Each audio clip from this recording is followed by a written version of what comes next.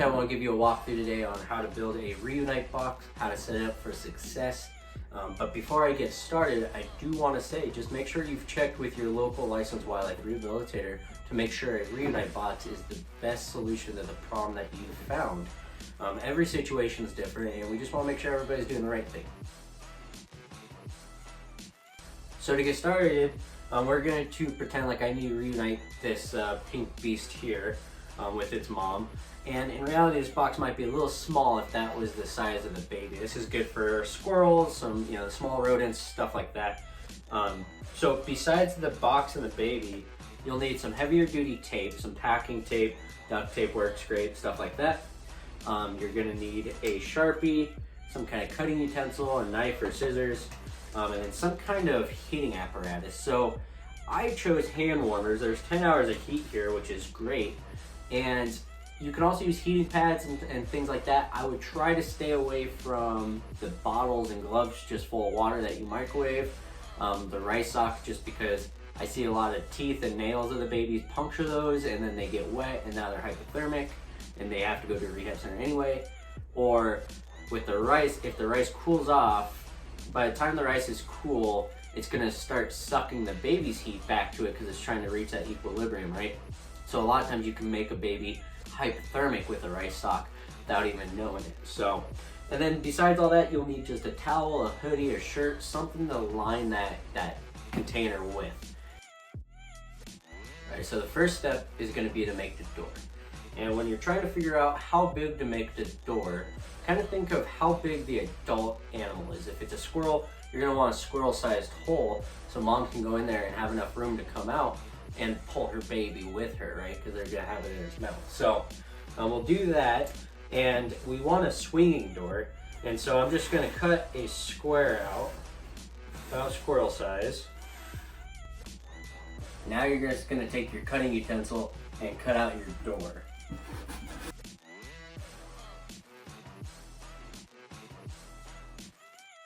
All right, now that we cut our door completely out, we can put some tape on either side of it and make it swing in and out.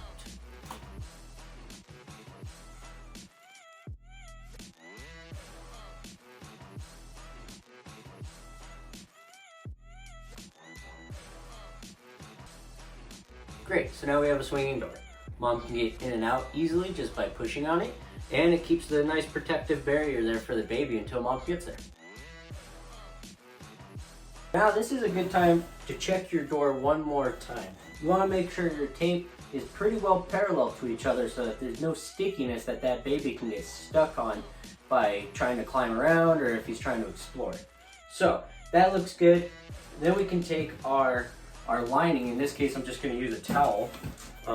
Just one singular layer on there. You don't need to fluff it up. You don't need to do anything crazy. You want the mom to be easily able to get in and out and be able to find that baby while giving the baby enough warmth.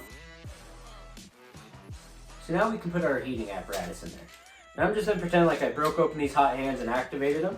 And I'm going to put them under this very first layer of towel and just put them on one side of the box. That way, now that I can put the baby in there, it can either go to the heat if it's cold, or it has somewhere in the container that it can go to get off that heat in the event that it gets too hot. So check that out. It's going to stay nice and comfortable in here. Okay, so the baby's in there. Now we can close up the box. All right, we are almost done here. Now all you have to do is just write on the box. I usually write reunite in progress.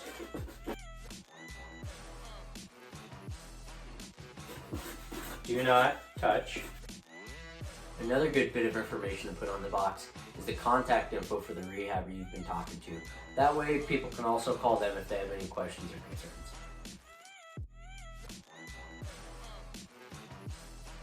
All right, I think the reunite box is done. Let's go talk about where to put it, how to set it up for success. So when you're placing a reunite box, you kind of want to keep in mind where you found the baby and where it's safe for that baby to go back to. So let's say I was walking through the park here, I startled mom, I watched her drop the baby and she ran up another tree over there, then I think this is a great spot for it. It's under some shelter, the door is easily accessible, the writing is easily visible for anybody walking through. And even if I wanted to, I can kind of hang out and keep an eye, make sure people keep dogs and stuff away.